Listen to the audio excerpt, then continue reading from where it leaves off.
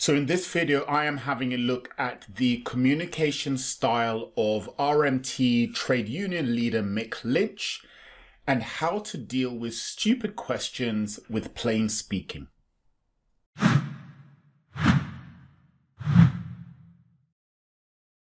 So this week, the Rail, Maritime and Transport Workers Union, the RMT, went on strike across the country, which meant there were no trains running throughout the whole of the UK for a few days during the week, affected pretty much everyone.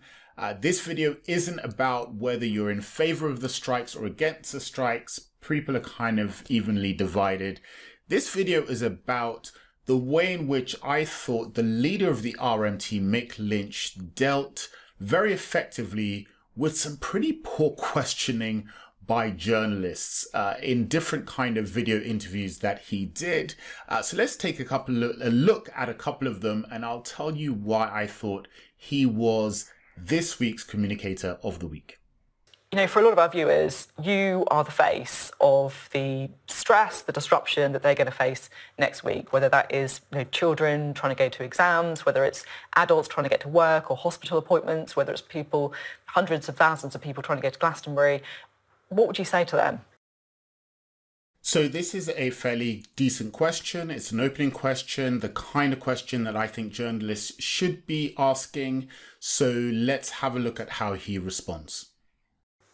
We don't want to be the cause of the disruption in people's lives. We want a settlement to this dispute, but we're facing a crisis for our members. We're faced with thousands of job cuts, despite what Grant Shapps says.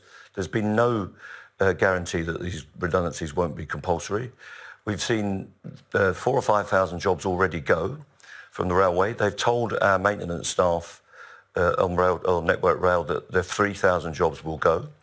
They're going to cut back on the safety regime. They've told us that every single booking office in Britain will close.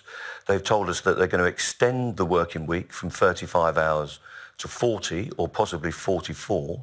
And for new entrants, that will mean lower wages. So a fairly straightforward answer to a straightforward question, and nothing controversial, nothing particularly inspiring either. He certainly wouldn't be winning Communicator of the Week if this was all there is, but it's not. For me, it's actually how he responds when he is pressed further by the journalists, sometimes fairly, sometimes not, and when he then shows his ability to just speak plainly but still set out what his position is so that everybody can understand. You think this is a class struggle, class war? Well, there's a class aspect to everything in the economy. There are lower paid people and there are wealthy people in this society. And what's wrong in this society is that there is an imbalance between the people that do the work to keep this country going, who create the wealth of our civilization and don't get a fair share of that wealth because it's going to people who are vastly wealthy. So that's a good answer, primarily because he does what is called framing, which is he takes the context in which the questioner tries to frame the question. In this case, she was talking about there is a class element to this struggle, and he frames it in the way that works best for him. And he says, yeah, well, there's a class element to society at large. And he then goes on to talk about his struggle in the context of wider society, the struggle between rich and poor. And he's trying to appeal to all workers in the country who will kind of recognize that struggle rather than just the struggles of the RMT union, which may mean that people feel a little bit disconnected. So it's a very effective way of framing your answer in a way that best suits you. And what I think is why he is such an effective communicator is that when he is pressed by journalists, he answers very strongly. Let's see as he goes on. What else are we to do? Are we to plead? Are we to beg? We want to bargain for our futures. We want to negotiate. And if we're not bargaining, you have to beg. And I don't want any working class people in this country to have to beg the employers for a decent living. You see, there again, he's taken it wider. He doesn't want any working people in the country to have to beg for a living. And he uses a really effective, simple but effective contrast of the difference between begging for what you want and bargaining for what you want. And I think he's taking the gamble that people will recognize that nobody should have to beg for what they want. They should be entitled to bargain for it. So again, it's just a very effective way of framing the question and framing his answer in a way that best suits him. And it's a super effective method of communication that I always advise people to use. If you control the frame of the discussion, you will control who comes out on top. Let's see how things work with other journalists who are not quite as fair in their questioning as Sophie Ridge, in my opinion, was in this particular interview. You've been accused severally in the last few weeks of being a Marxist. It happened again last night. A backbench Tory MP said you were a Marxist with no interest in anything other than trying to tear down the government. Now, are you or are you not a Marxist? Because if you are a Marxist, then you're into revolution and into bringing down capitalism. So are you or aren't you? So Richard Madeley is not the greatest journalist in the world. He was obviously trying a gotcha question that he assumed would put Mick Lynch on the back foot, and then maybe the interview would continue from there. But Mick is not having any of it, as we'll see. Richard, you do come up with the most remarkable twaddle sometimes, I've got to say. I didn't say you were a Marxist. I'm saying that you're being nonsense. accused of being a Marxist, and that's not Yeah, twaddle. That's called reporting. No, I'm not. I'm not a Marxist. I'm an elected official of the RMT. I'm a working class bloke leading a trade union dispute about jobs, pay and conditions of service. So it's got nothing to do with Marxism. It's all about this dispute. It's an industrial dispute, yes. And that's what it's all about. So twaddle is another word for nonsense, in case you couldn't figure that out.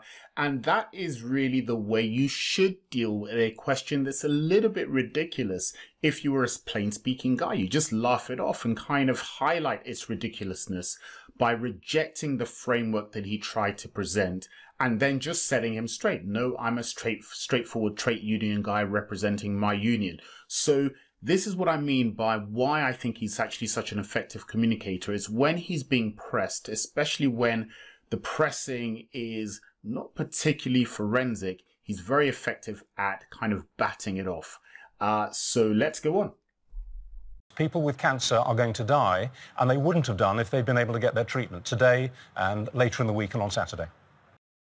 So for me, this is lazy journalism, because it's kind of saying that because you've gone on strike, there may be people who won't get the train when they otherwise would. Some of those people may be cancer patients, and some of those people may have had operations scheduled, and therefore if they don't have the operation, they may die. It's just such a stretch. I get why he's doing it, but it's not really a fair question. But it's a dangerous one, so let's see how Mick deals with it. Well, I don't accept that, and I don't accept that railway workers are the cause of the problems in the oncology departments of hospitals. My own wife is an NHS nurse. I've got many friends and family that work in the NHS, and of course the NHS is crying out for proper funding. Most of the problems in the NHS are caused by rampant privatisation and profiteering by private sector providers that are currently consuming the NHS. Now, we don't have to have this dispute. Yeah. This dispute is caused by government policy, and if we can get a settlement for that, we can move the people around, they can get to their appointments, get to the workplace and enjoy their leisure activities. We want a settlement as keenly as anyone else. And on that point, you mentioned the government. Rail workers are not killing cancer patients.